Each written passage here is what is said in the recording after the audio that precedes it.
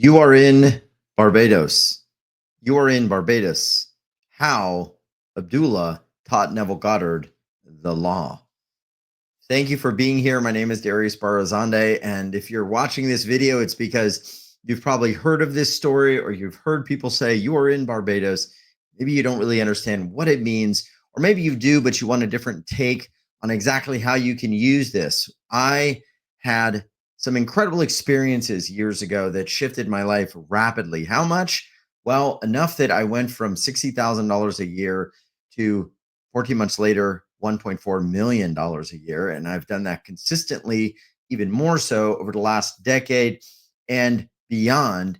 And what I began to see was that our reality acts very much like an electromagnetic grid. It acts very much like a simulation, like a series of frequency patterns that we can begin to hack if we match them, if we can align to them. And this is what we are going to be talking about with Neville Goddard and this whole Barbados story, because I believe he actually was hacking reality with this story. So let's dive into it. I've got to say this as well. If you're here and you are trying to move forward in your life, you're trying to understand how does this actually work practically? Is this just a bunch of fluff? I'm an attorney. I'm an MBA. I have a certificate of master certification in neuro-linguistic programming. I also became a metaphysical hypnotist because I wanted to understand these laws. And I've interviewed and published to many different countries, over 200 countries the last 14 years through my show, You Wealth Revolution. I've interviewed probably 2,500 to 3,000 of the world's top thought leaders and energy healers, people like Greg Braden and Bruce Lipton and so many others. And one of the things that again and again I see is that there are these shortcuts in reality. Energy healers share them. Quantum physicists have shared them with me on the show. They exist.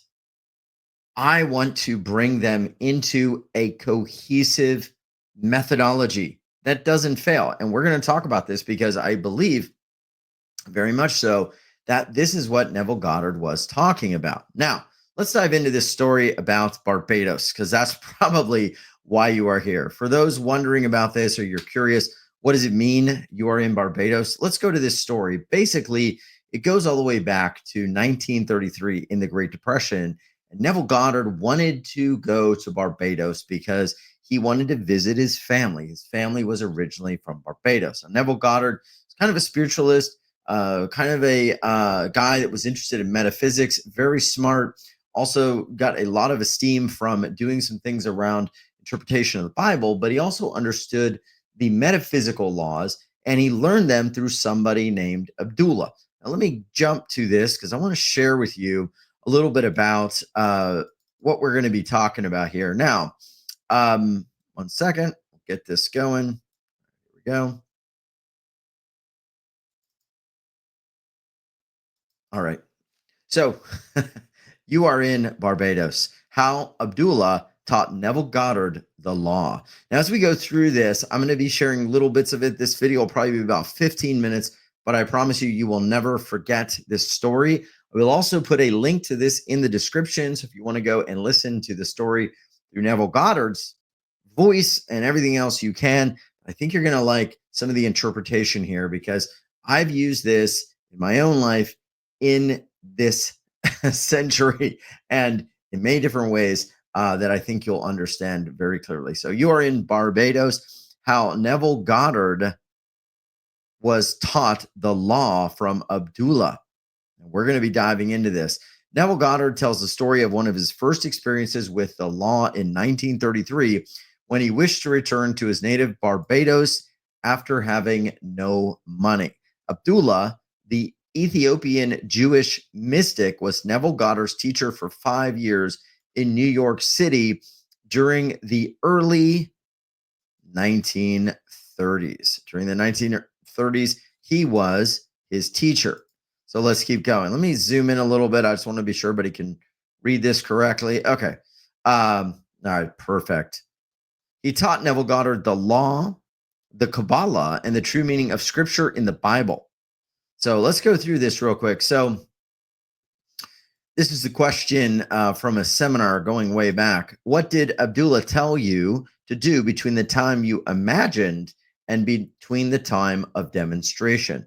So, we're going to get into a law here called the law of assumption. And what Neville Goddard taught was that you assumed that you already had the thing in possession. You already had the thing. It was assuming already to be yours. And in doing so, in being there, in assuming it, there was no tension, there was no longing, there was nothing but absolutely it is yours. And as you hold that, reality has to adjust. So let's get into this story, then we'll get into some of the nuances.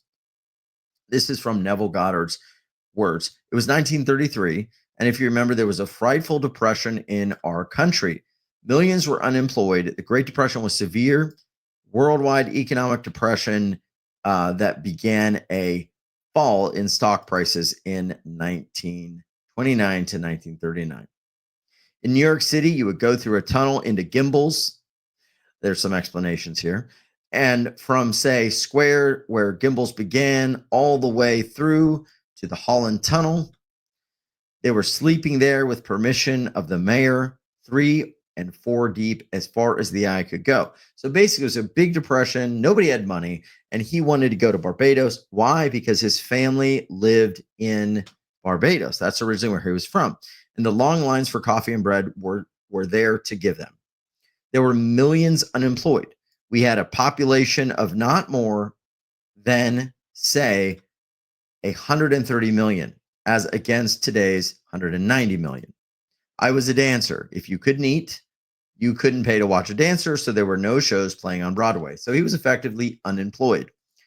I think we had 5 Broadway shows, and they were running on paper, just passing out paper to go see them, really, instead of the usual 50, 60 shows we get.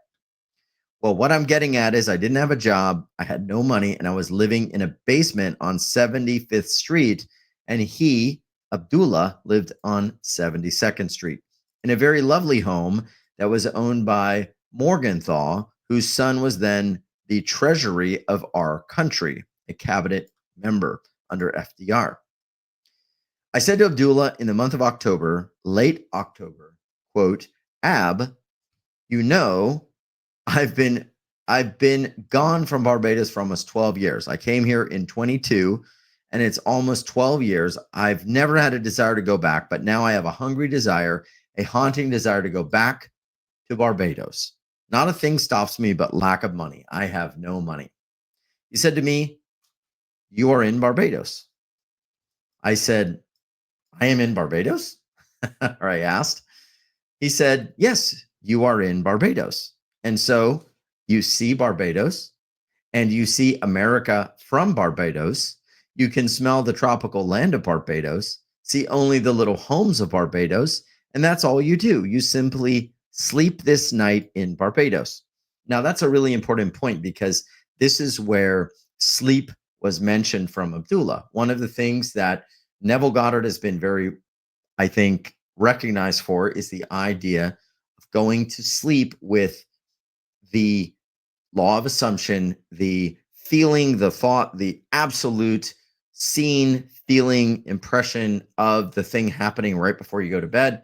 Why is that? Because this state called the hypnagogic state is where consciousness kind of opens its bounds, and what you're holding in this conscious mind, almost like you're holding it in your hands, and then once you fall asleep, whatever's in your conscious mind sort of drops into the subconscious mind, and this imagination is this connection to your God self.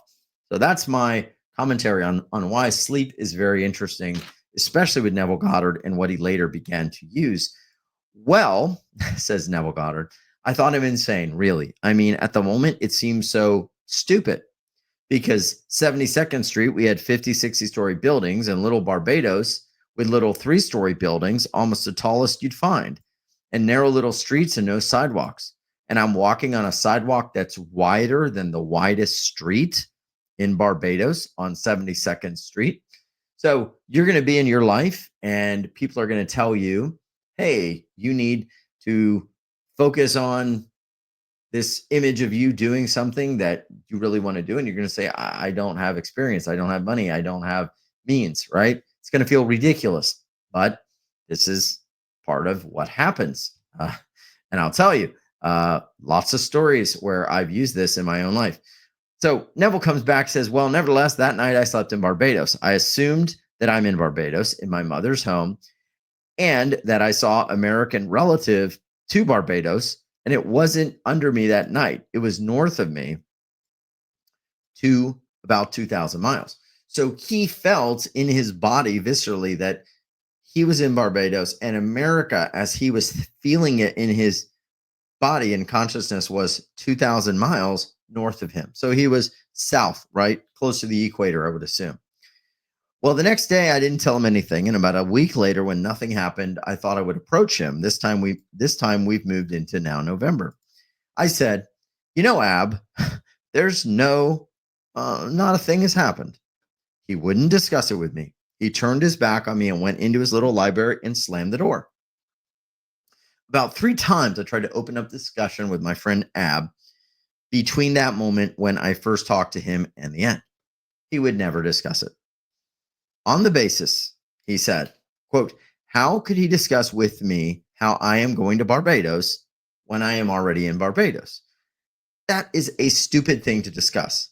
How I'm going to go when I am in Barbados, and if I am faithful to my assumption, I can't discuss the how I'm already there. This is where I believe the law of assumption came into its genesis. Well, this went on the morning of the 4th day of December. So this has gone on maybe about 2 months. There's no job. There's no place to go. And the last boat that will get me there by Christmas is going to sail on the 6th. So it's the 4th of December. And so in 2 days, the last boat, he doesn't even have a ticket yet. Under my door is a little letter from my brother, Victor. And he said, as family, we were never around the table at Christmas together. That's Cecil. He's my oldest brother. He left home before the last was born because we have a large family. There's 8 years between my sister, Daphne, who's the 8th child, and then my brother, Joe. Well, in that interval, my brother Cecil went off to Demaria. So never as a family were we ever together for Christmas. So in the letter, he justifies why he's asked me to come. I know you don't have a job and there's no excuse for not coming. So I'm enclosing a draft for $50. You may need a shirt, a pair of shoes, socks, or something. And I've notified the Furnace Wilthy line that you'll come for a ticket. So the ticket is waiting for you at the Furnace line. Well, says Neville, I was so excited. I rushed down to the Furnace line gave them my letter. They said, yes, we have a message from your family in Barbados. We'll give you a ticket, but we haven't any first class tickets left. You can go third class and use the facilities of the first, but you'll have to sleep in the third class until you hit the island of St. Thomas. When you hit St. Thomas, someone disembarks, then you may take the first class bunk. I said, I'll take it, says Neville. I rushed right up to Abdullah and I said, Ab, I've got my ticket for Barbados, but I have to go third class and I'm all happy and elated about it, he shares. Abdullah said, who told you you are going to Barbados? And who told you you went to Barbados third class? You went to Barbados and you went first class. He would say no more. He isn't even happy that I'm going to Barbados now.